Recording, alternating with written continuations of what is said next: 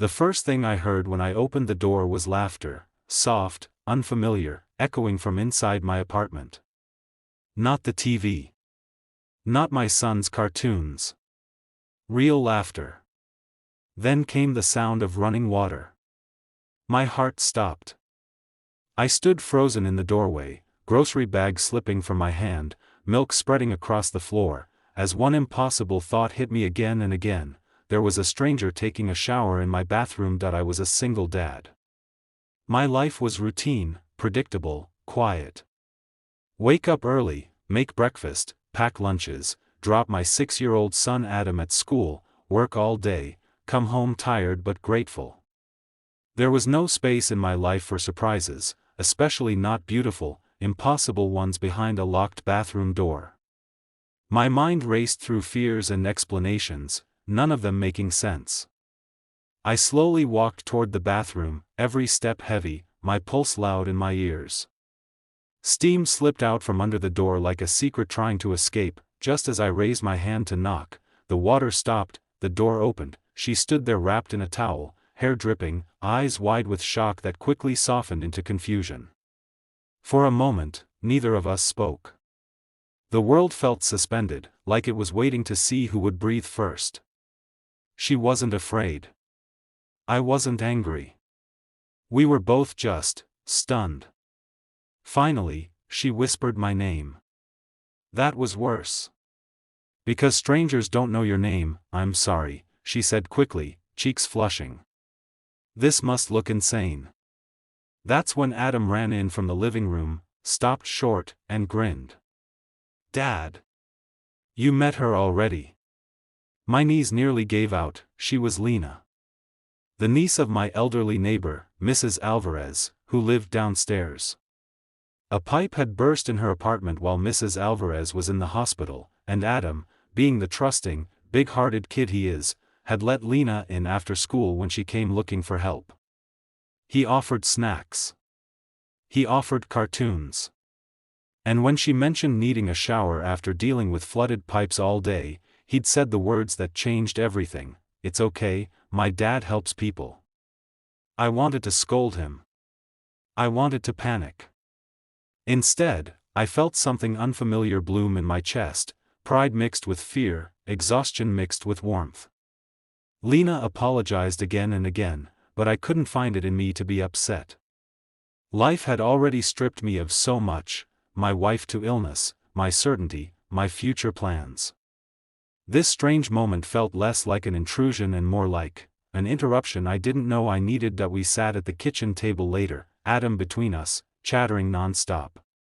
Lena told me about her job as a social worker, how she'd rushed into town when her aunt fell ill, how she felt guilty for needing help herself when she was always the one helping others. I told her about my wife, about learning how to braid hair for school plays and burn pancakes while pretending everything was fine. There were silences, but they weren't awkward. They were gentle. Honest. When she left that night, the apartment felt quieter than before. 2 quiet days passed. Then weeks. Somehow, Lena became part of our routine. She helped Adam with homework. She brought soup on days I looked too tired to cook. She listened, really listened, when I talked about fears I never said out loud. And slowly, without announcing itself, something began to change inside me. I wasn't just surviving anymore. I was feeling again. That terrified me. The hook came quietly, late one night, when Adam asked a simple question while brushing his teeth. "Dad, is it okay to miss someone who isn't gone?" I didn't answer right away, because I knew exactly who he meant. And so did I. The night everything shifted, Lena came over soaked from the rain, shaking, not from cold but from a phone call she couldn't finish explaining. Her aunt had passed away. She tried to be strong, but the grief cracked through her voice like thunder. I didn't know the right words. So I did the only thing I could: I stayed. I listened. I let her cry without fixing anything. Later, when Adam was asleep, she looked at me with eyes full of fear and hope. "I don't want to be alone tonight," she said softly. Not a demand. Not a promise. Just truth that I felt the weight of every choice I'd ever made press into that moment. I was a father first. A man still healing. A heart that had learned how badly love could hurt. But I also knew this: shutting the door to connection doesn't protect you, it just keeps you empty. I can't rush this, I said honestly. But I don't want to run from it either. She smiled through tears. That smile felt like sunrise after a long winter. The challenge wasn't falling for her.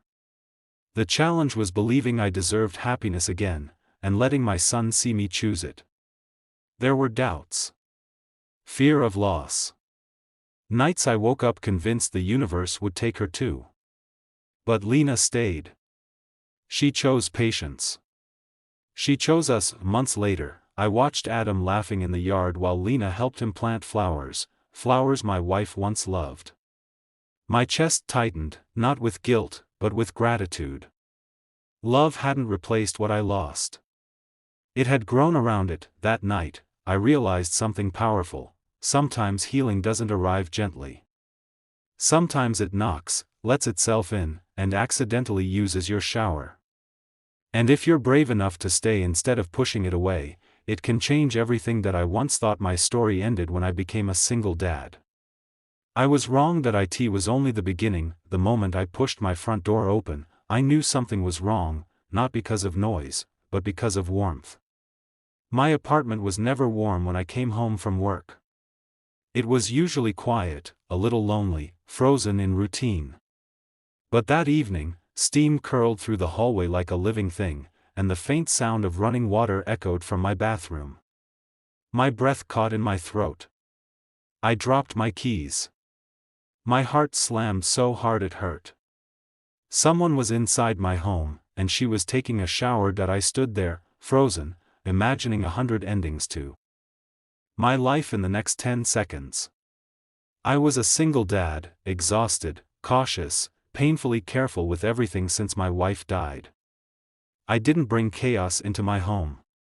Chaos had already taken enough from me. Yet there it was: warm air, unfamiliar shampoo, the soft hum of a woman humming behind a locked door.